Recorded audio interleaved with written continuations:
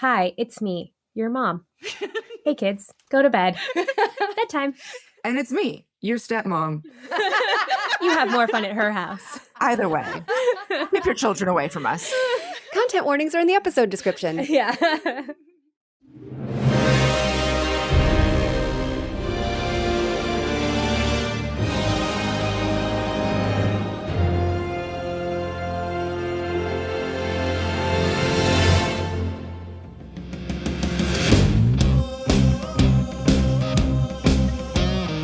Welcome to I Seduce the Dragon. This is the Dragon Fight Part 3. And something came up. There's a bit of housekeeping because something came up last game that I think we need to resolve here on the podcast. And that is a bit of a debate about what exactly Tori's body count is. Oh, yeah. This is very important. Yes. This is very important. This is vitally important to know. Yeah. Was this, you were talking about the body count scorecard before. Was this what that was? No. The body count scorecard is the number of Duergar that you versus Martha have tossed off of the dragon. Versus this is the number of people that Tori has slept with over the course of our smashed. campaign. Yes, exactly. Yeah. So the debate was, did he or didn't he with Pepper? Yeah. Which should be something that I would remember considering I'm Pepper. I went back though, because I had recorded that session. Well, I went back and I recorded almost up to the session. We got to the point where you guys came back with your treasure. Christina says Tori wants to very hornily return the lantern to her. But before I could get to the point, I would have you explain exactly how you hornily return a lantern. That's just good sex talk. And I'm an expert. There's a lot of implication. There's some winking involved. Absolutely. Some intentional and meaningful hand touching. Pectoral flexing? Yeah, absolutely. Absolutely. All of the above. He seizes every opportunity to do the pectoral flexing. Oh, y'all. We do not have any definitive proof whether or not it happened. So, my ruling as DM is that it did, but Tori must now roll for performance. Oh, snap. With or without advantage, are there any modifiers? If you want advantage, you're going to have to tell me why. Ooh. I mean, have you seen him? Not enough. This is an audio medium? That's just his straight roll.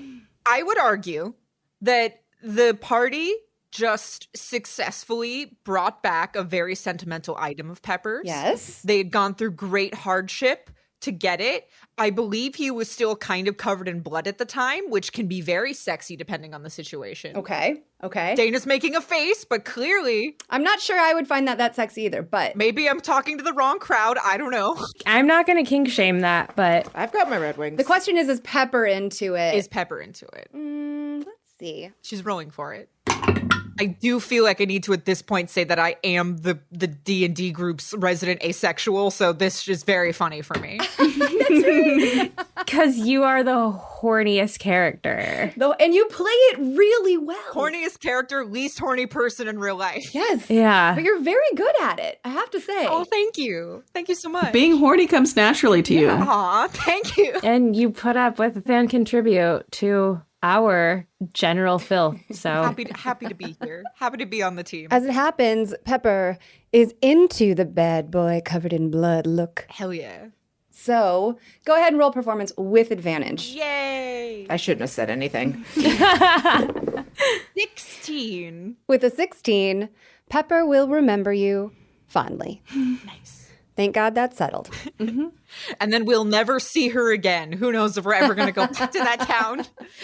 Welcome back to I Seduce the Dragon. We have Christina playing Tori Cole. We've got Dana playing Gentry Rose Bitter Creek Dumont. We've got Philanders playing Martha Sinclair and Ryan Keeley playing Erastus Brainerd the 12th. Currently engaged in a fight with a dragon, which hopefully will frickin' finish.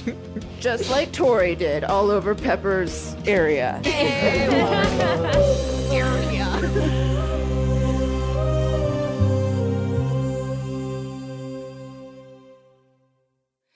To recap, you are fighting a dragon right now, entirely made of Chardalyn, and thanks to all of your efforts, it looks incredibly weak at the moment. Ooh. Tori and Martha are riding on top of it. On the ground, you have some allies, kind of, in Riverdance and her sidekicks, the Joshes.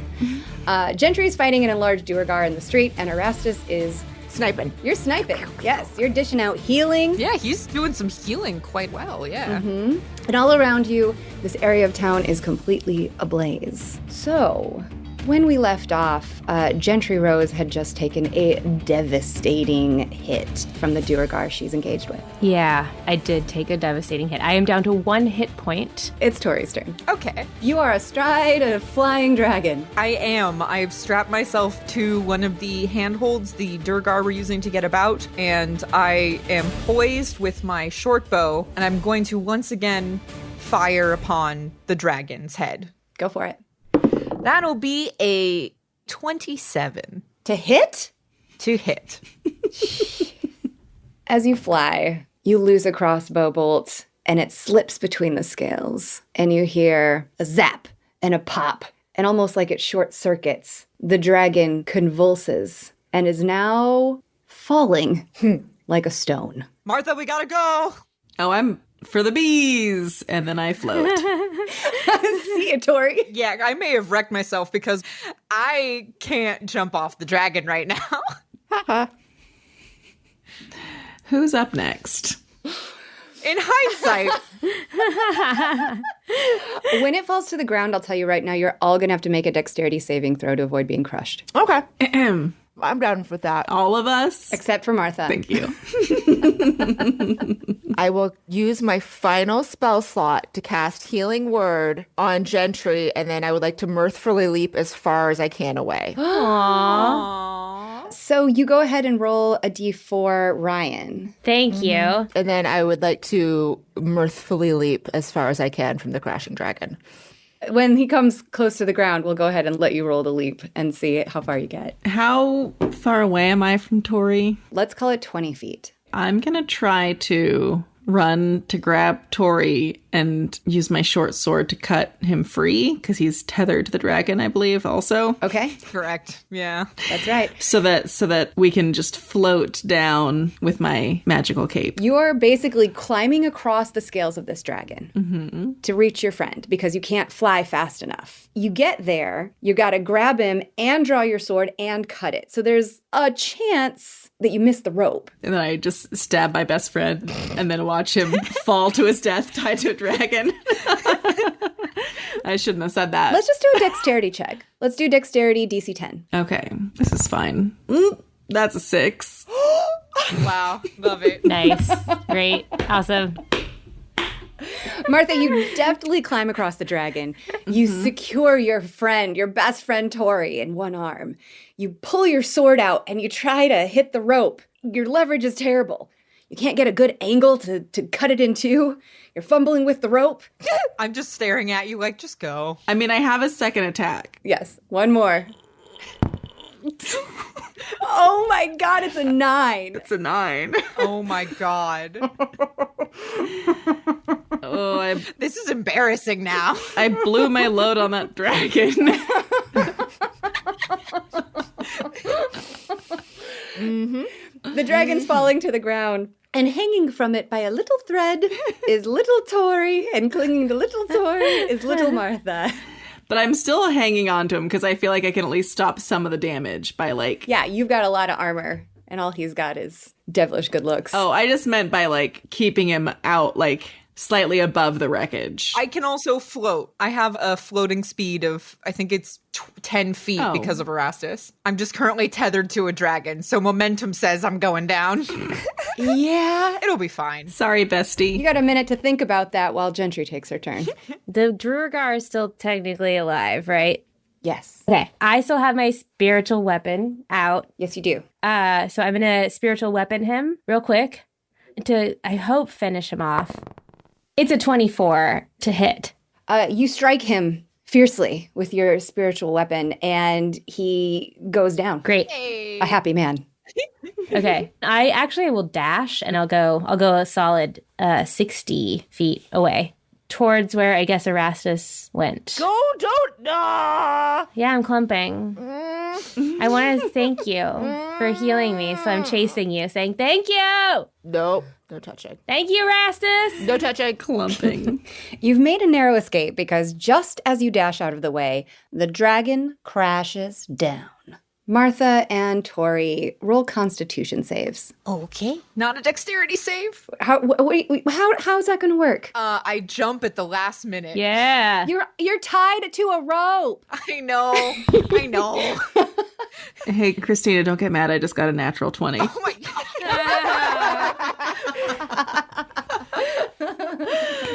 And she's back. This is going to be a lot of fall damage. I got a 14. Oh, I'm going to roll 10d6 falling damage. Oh, no. This will be fine. It'll be fine. It'll be fine. Tori, take 32 points of damage. This is actually the first damage I've taken in this fight. Oh my god. So I'm okay.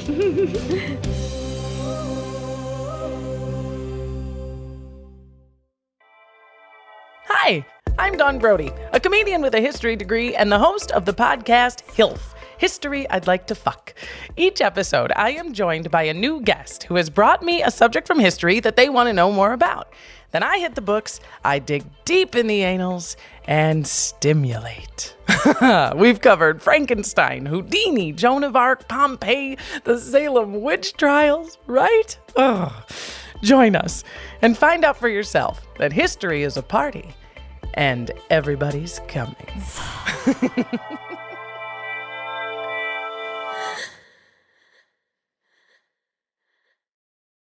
The dragon crumbling as it falls. Chunks of chatelaine are flying off of it, and it's making this horrific grinding noise.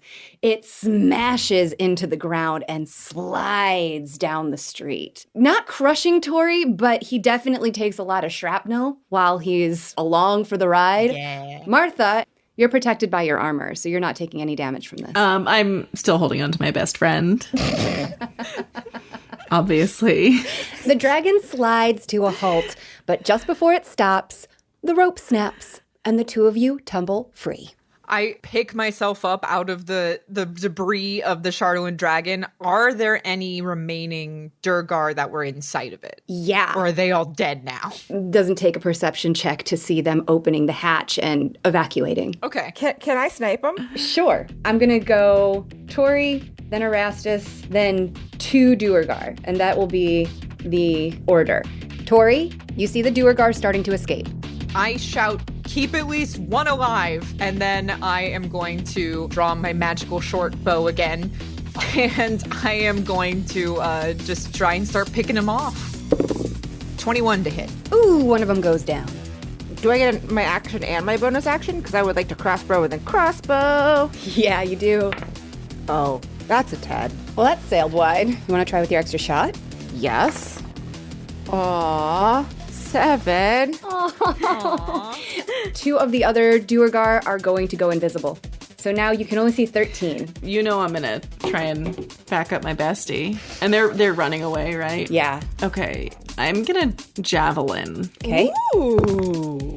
There we go. 22 to hit. You throw your javelin at a retreating Duergar and you skewer it against a wall. Nice. 2 of the other escaping Duergar will trigger their own ability and go invisible.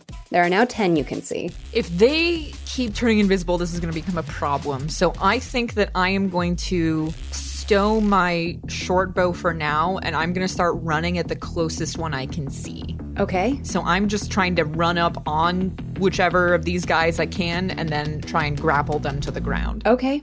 Let's do a grapple. All right. Tori's ripped. Tori's jacked. He's bleeding heavily. Which makes him slipperier. Which makes him slipperier, but he did get a 22.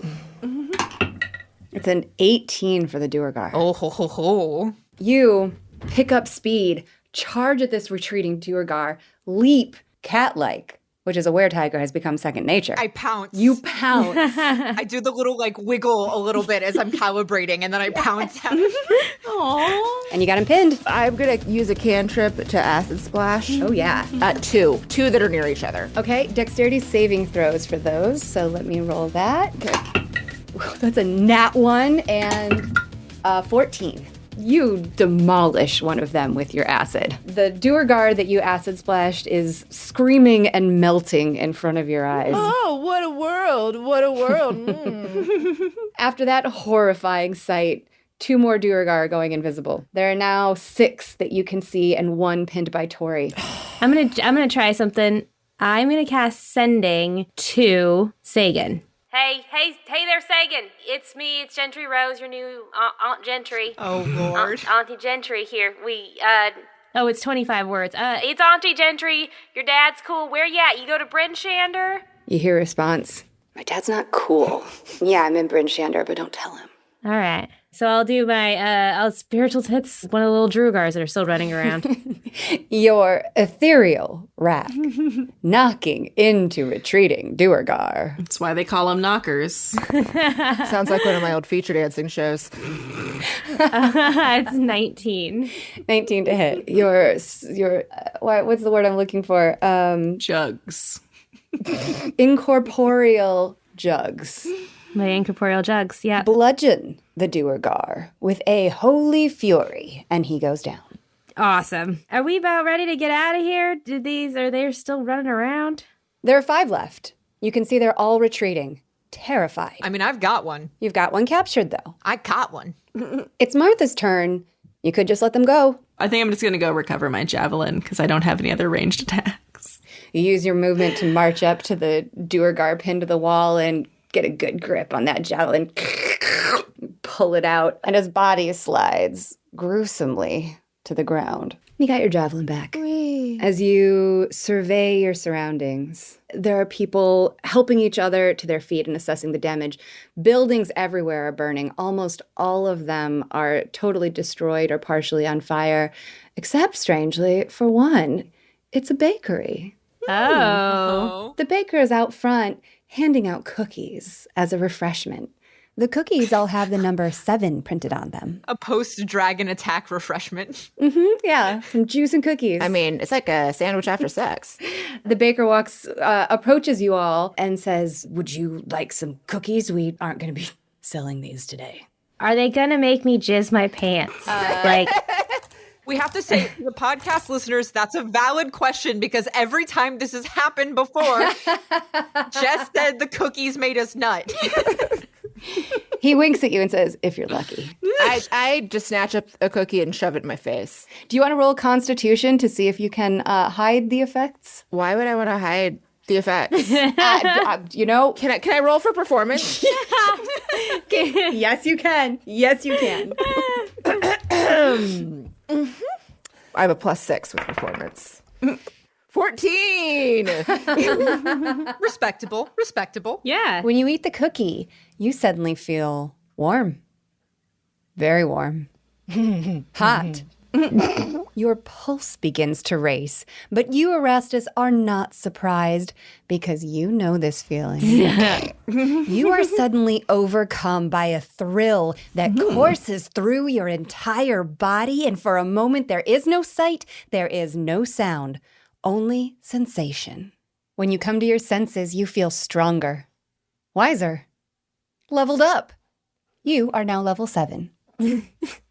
What does everyone else see when this happens to you, Erastus? Because I am so used to feeling this sensation, all they can see is maybe a slight hardening of the nipples and a twinkle in my eye. I imagine Tori can recognize what's happening. Yeah. Oh, yes. I've seen this up close and personal before. Do I wink at Tori? I might wink at Tori. Ooh, Tori's very popular lately. Would anyone else like a cookie? Yeah, I'll take a cookie. Yeah, I'm getting a cookie. I know what's gonna happen, so I go ahead and kind of like turn around a little bit and I eat it, but I kind of do just like a. Oh my God. I'm classy, you know? You sound like a locomotive. Yeah, I do. I was about to say, I don't want to be mean, but for some reason that reminded me of the noise my cats make before they throw up. Yeah.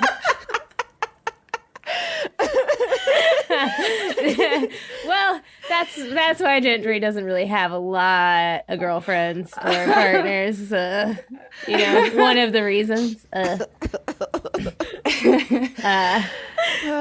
Martha eats the cookie. Jess, you can tell me what to... Tell you what happens to you? Yeah, what happens to me? Do I have to roll? Does she effluviate? Roll Constitution.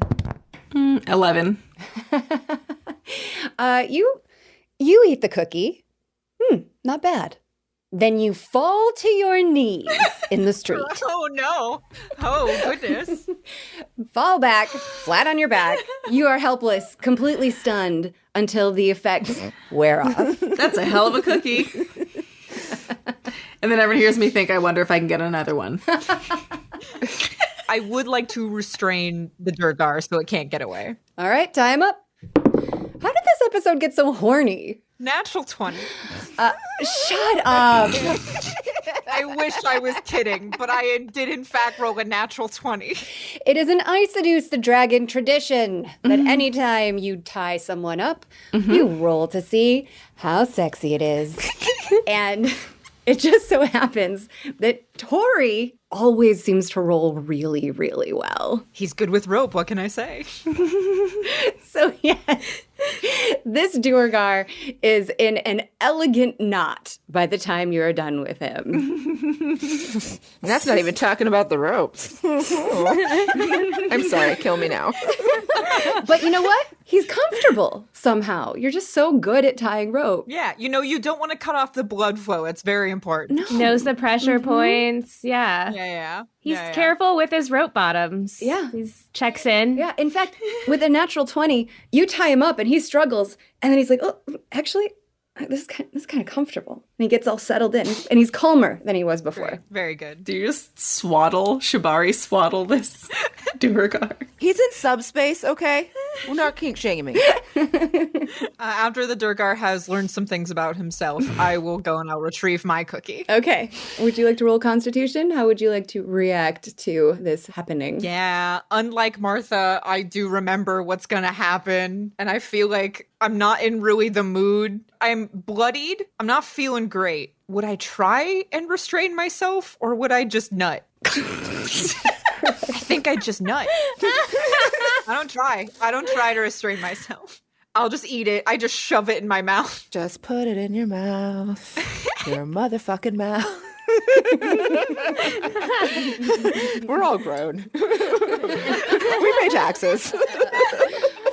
And what happens, Tori? At the risk of making sex noises and then being mocked like I mocked Dana, I'm just going to say that...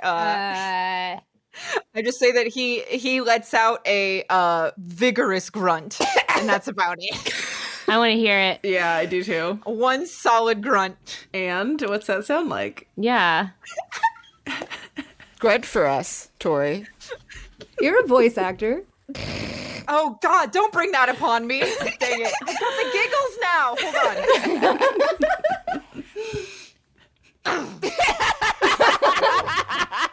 That's it.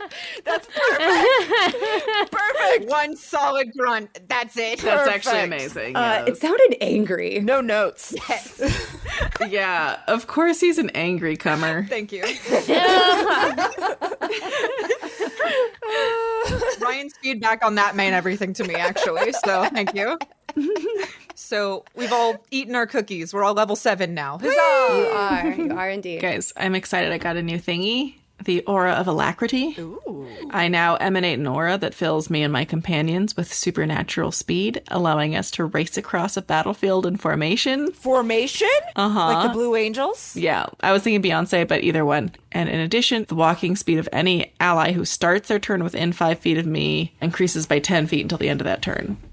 It's very exciting. I could go so fast. Yeah, we're never going to see Tori again. No, yeah, I'm just gonna mew, and I'm gone. You basically Naruto run at all times. Absolutely, I do. Hands flapping behind me. So I will return to the Durgar that I have tied up, and I will heft them off the ground. Oh, crap. I gotta find the kid, though. Oh, by the way, your kid's in Bryn Shander. Oh, wait. How do you know that? I can send messages to people, whoever. At any point, it just only has to be 25 words, and they can be wherever in the whole universe. So I messaged, hey, hey kid, where you at? He said you suck or something like that, and that he's in Brenchander. Why does the kid hate you now, Tori? Data. Oh, no. Gentry. Oh no, he likes me. He said Tori sucks. Yeah. Oh, that makes so much more sense. He loves his Auntie Gentry. Auntie Gentry. Has he called you that? No, I call myself that to him. I'm trying to endear myself to him, and I, Uncle Erastus. See, Poor kid can't catch a fucking break. So he's fine. I think so. He was fine enough to say, my dad sucks. My dad sucks. I feel like that'll be his dying words. And I'm in Brenchander. So Did he say he was with anybody? I had limited amount of words, and he just sort of rambled about how much he doesn't like you and that, yeah, he's a Brenchander, but don't tell you. But he had a limit of 25 words. I couldn't really, Can you do it again? not until I sleep. Well, it's not like we can get there immediately anyway, so let's go find some place to post up for a bit. Did the White Lady Inn survive? Was that a place we visited before? great memories of this place. I would definitely like to try the sheets. We head to the White Lady Inn.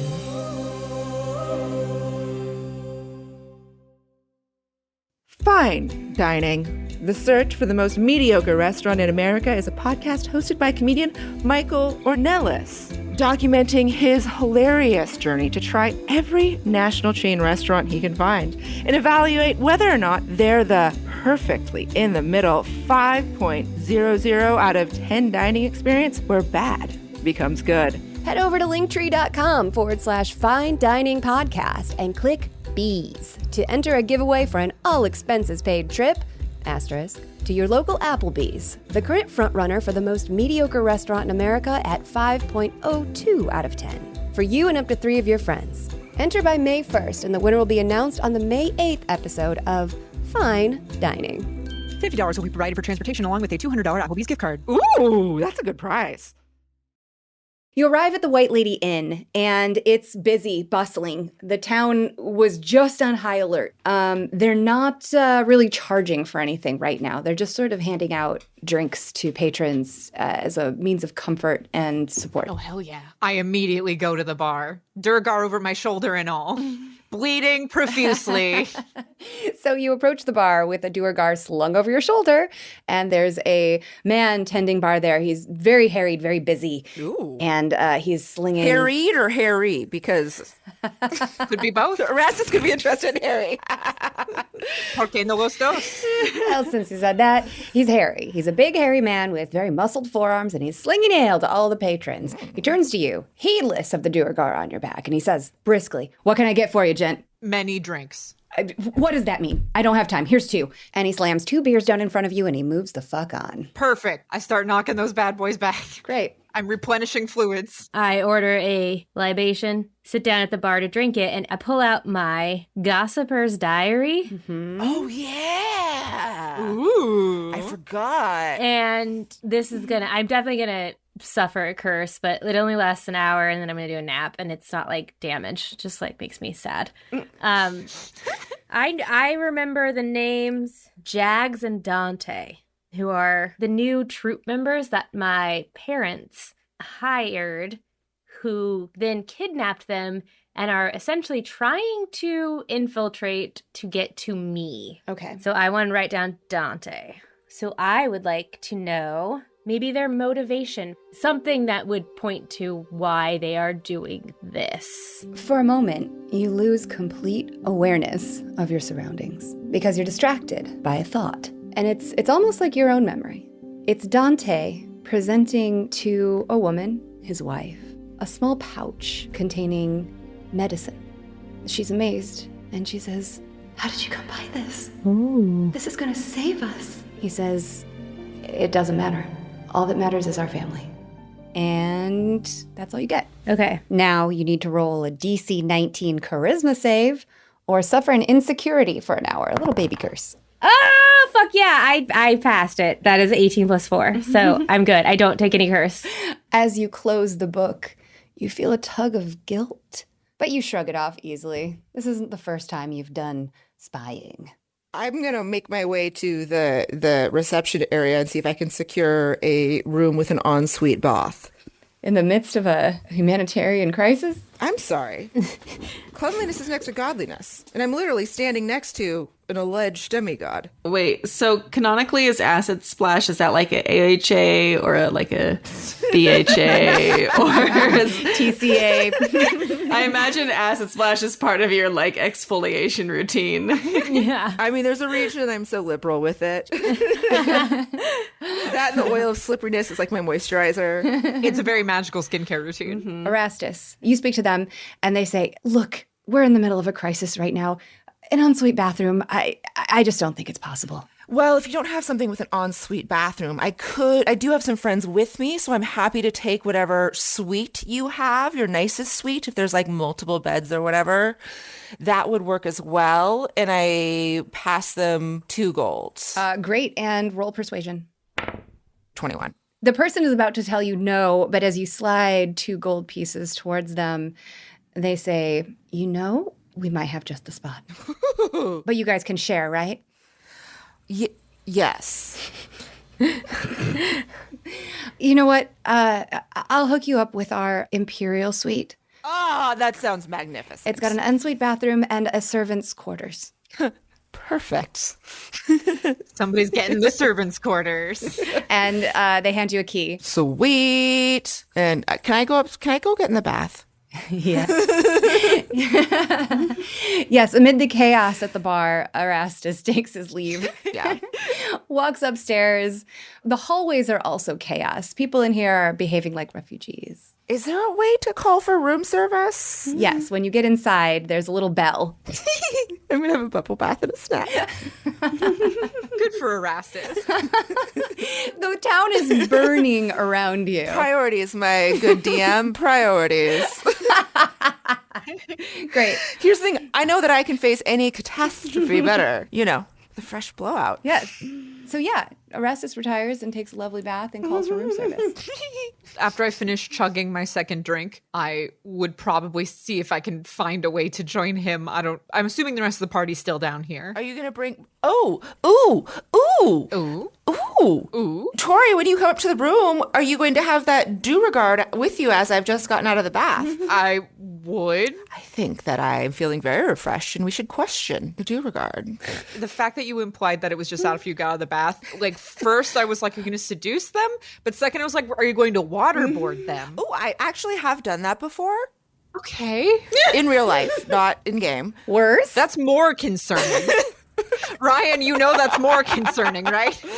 It was consenting. I'm glad that you didn't violate the Geneva Convention. What happened? Sorry, I had to. What I miss? Ryan just confessed to some light consensual waterboarding. Oh, okay. That's kind of hot. Jesus Christ. The thing is that I have so many fun tools.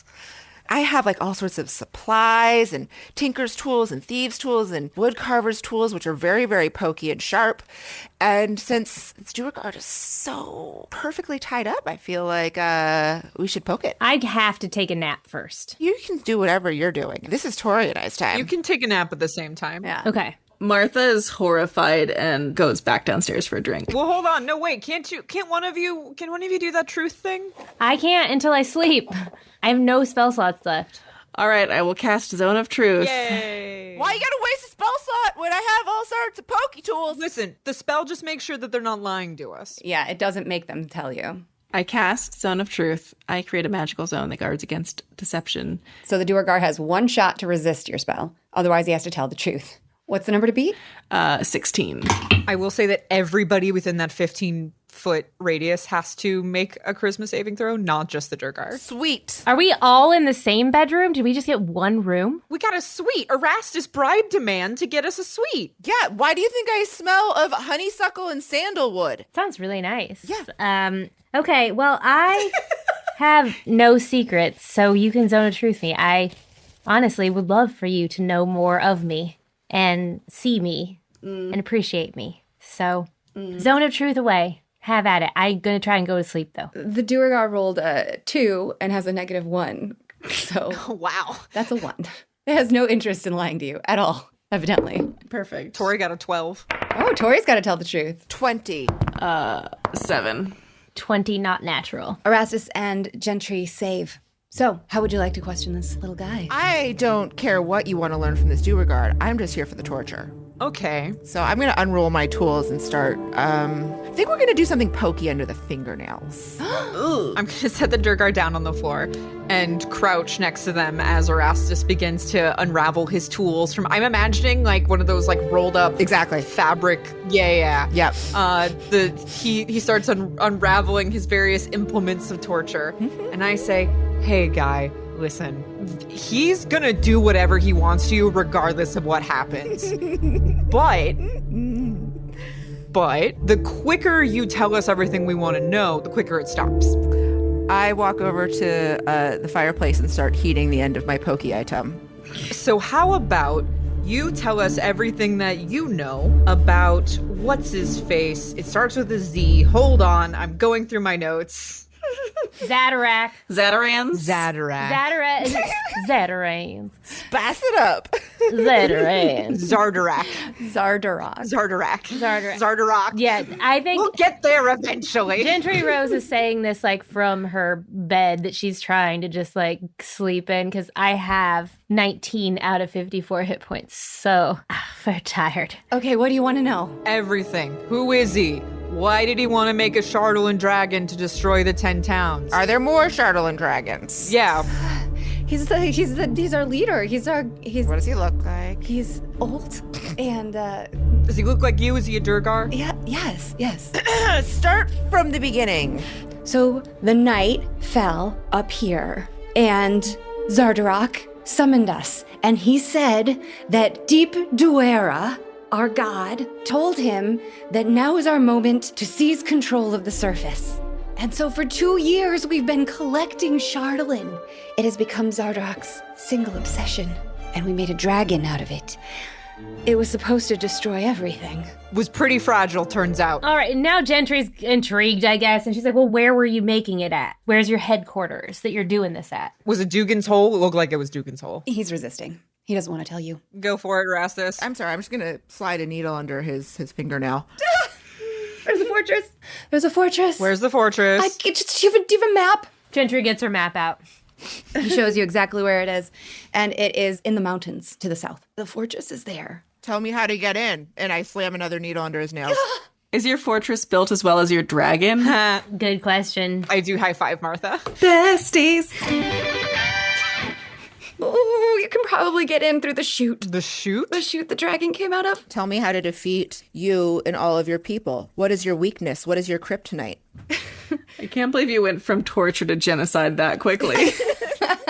If I remember correctly, people like this are not a big fan of the sun. So bright lights tend to be their downfall. And garlic and wooden stakes. I want to hear it from his mouth. Yes, it's sunlight. Are you why this land is cursed? Please, I'm just a mechanic. I didn't curse anything. I rip off a toenail. Jesus Christ. I'm sorry. I'm listening to the Joe Abercrombie books right now. If you're not familiar, it's a lot of torture. It's really giving you a hard edge. You know. All right, so as far as you're aware, you guys didn't have a backup plan. It was Shardolin Dragon or bust. We didn't think we'd need one. Well, it only took about 5 assholes to take it down, so You guys must be very powerful assholes. the most powerful assholes in the 10 towns. Yeah, it's actually pretty accurate. How do we lift the curse that keeps this land cold? I don't know. Kill a god. On it. Would a demigod work? No. No. It sounds like the Frost Maiden thing, the Aural thing, is not related to their Deep Duara or whomever. This is actually probably a boon for them, considering there's hardly any sunshine anymore. Yeah. Hence the whole trying to invade the surface world thing. No, it's all coming together. I'm getting what you're saying. We will have to probably genocide your people, though, so that's rough. Come on. Yeah, what's your kryptonite? Chocolate. Chocolate! He just can't resist it. The only thing that can beat us is the sun. Okay. Did you have a local hideout? We know that you guys were meeting some people here a couple of days ago for a final handoff. I wasn't part of that, but the ferry, the East Haven ferry, that was the meeting that Nildar missed. Yeah, we killed Nildar. He doesn't respond. Gosh, we have been a little genocide-y, huh? Are you friends with Nildar? Yeah, we were close. What's Nildar's role in this whole scheme? He was going to rule a part of the Dale once we had taken control of it. Ah. He and Dirth, Zardarok's other son, would be surface rulers. Where is Dirth and how do we kill him? I don't know, but probably the same as you've killed every other fucking Duergar you've come across. I'm sorry, you were just trying to light multiple towns on fire. Let's not get all high and mighty here, Mr. Fire-breathing Dragon, to destroy the world. You built a Chardelaine dragon. Yeah, there's no moral high ground here. We're torturing you. You've killed countless innocents. It's all equal. Listen, earlier today, one of your friends stabbed me in the hand. We have no sympathy. We're not friends. Doesn't matter. That was today. Is there anything else that anybody else wants to ask this guy? I don't know, before we kill him? I don't know what we're going to do with him. Do we have to kill him? No, you don't. Nope. I was gonna maybe heal him a little bit and make him like a cult member of myself. Make him worship me. What? Yeah, make him What did you just say, Gentry? maybe just heal him a little bit and make him devout to me and anything I want to do and control him, but because he wants to. I don't know. This is coming out way of left field for you. When did we start making a cult now? Well, yeah, an idea I'm kicking around. I don't know. I just figure I am a demigod, whether or not you guys believe it. Go lay down. Maybe I heal him. You're looking for some demi followers? Yeah. Yeah, exactly. I lean over to Martha and I'm like, is she lying or is she telling the truth? Oh, honestly, I think she's a little upset because we haven't been humoring the whole demigod thing. Yeah. The cult stuff is new. I'm kind of worried about it. Well, I say cult, I mean devoted following of people who worship me. Ding dong. There's a little knock at the door. Ooh, room service. I scamper to open the door. You open the door, and the person who stands there doesn't say a word, hands you an envelope. You look down at it. Oh, no. This isn't a grilled cheese and tomato basil soup from the kids' menu. And when you look up, they're gone. Oh, no. I open the envelope. It's a letter for you. I think we're all here and just saw Erastus get a letter. I'm sorry, my shoulders are broad. I'm going to make you roll to see that, yeah. You are not seeing what's happening on the other side of my broad shoulders out into the hallway. And aren't you supposed to be laying down right now, Gentry? I keep sitting up because it's intriguing. I'll put it in the chat for Ryan. You guys can all take your headphones off. Earmuffs. Yes. Yeah, give us a thumbs up and we're good. Yes. All right. Earmuffs, everybody. The letter says, very cheesily, "And it please thee, my liege, thy humble servant dost entreat thee to hustle thy regal derriere to a private locale at midnight this very eve, that I might demonstrate some perks of royalty that I fear you mayest have forgotten. I owe you your proper due, and lots of it. Choose your favorite location. I'll find you. Come alone and hydrate. Malachi." Un-earmuffing. I wanted to do bad lip reading so badly, and all I saw was Papa do, Papa do, Papa does.